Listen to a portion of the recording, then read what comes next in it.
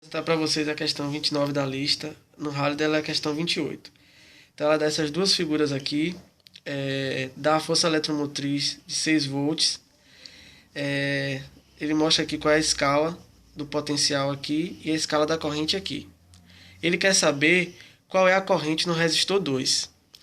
Então, a partir desse gráfico aqui, a gente vai ter os dados de que, olhando pelo gráfico, a gente tem 18 volts no resistor 1 e essa corrente aqui, 3 vezes 10 a menos 3. Então, a gente acha o valor do resistor 1, mesma coisa para o resistor 2 e mesma coisa para o resistor 3. Então, a gente tem os três valores aí das resistências. Vindo para o nosso circuito, foi dado na questão que a força eletromotriz é de 6 volts. Sabendo disso, a gente pode calcular aqui a resistência equivalente aqui entre esses dois aqui, que estão em paralelos. Daí a gente soma o inverso deles para achar o resistor equivalente aqui. Vai ser 1 sobre R1 mais 1 sobre R2. Você fazendo esse cálculo aí vai achar 2,4 vezes 10 a terceira 1. Daí a gente tem um novo circuito, que vai ser o que a gente achou o resistor equivalente, que eu chamei de 1,2, que é esse daqui. Ele está em série com R3, a mesma corrente que passa aqui, ele passa também em R3. Daí a gente pode achar o resistor equivalente final, somando a resistência R3 mais a resistência de 1,2 que a gente acabou de calcular. Daí, somando esses valores, a gente vai achar 4,4 vezes 10 a terceira 1. Então a gente achou o valor do resistor equivalente final. Como a gente quer saber a corrente que passa no resistor 2, a gente vai fazer algumas análises aqui. A partir dessa resistência total, eu tenho como calcular a corrente total do circuito. Vai ser a diferença de potencial total, que é 6 volts, dividido por essa resistência final que a gente acabou de achar aqui. Então eu tenho que a corrente total é 1,36 vezes 10 a menos 3 ampere.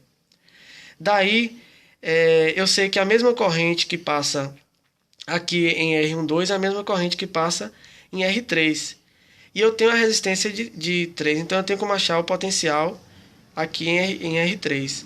Então, substituindo os valores, R3 é 2 vezes 10 a terceira, vezes a corrente, que é a mesma corrente a corrente que passa no final que a gente achou aqui, porque eles estão em série. Então, a gente vai achar esse valor aqui, 2,72 volts para o resistor 3. A gente sabe que a DDP total do sistema, do circuito, é 6 volts.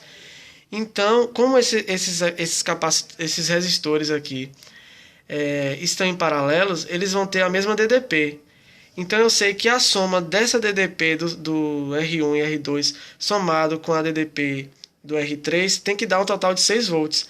Então, como eu tenho a DDP do resistor 3, que é 2,72, para me somar e dar o total, que é 6, eu preciso de 3,28 volts, que é a DDP que está em R1 e R2. Como eles estão em paralelos, eles têm a mesma diferença de potencial. Então, daí a gente tem como achar a corrente em 2, já que eu sei a DDP em 2, e eu também sei a resistência de 2. Então, a corrente no resistor 2 vai ser potencial de 2, que a gente viu aqui que a gente achou 3,28, dividido pela resistência de 2.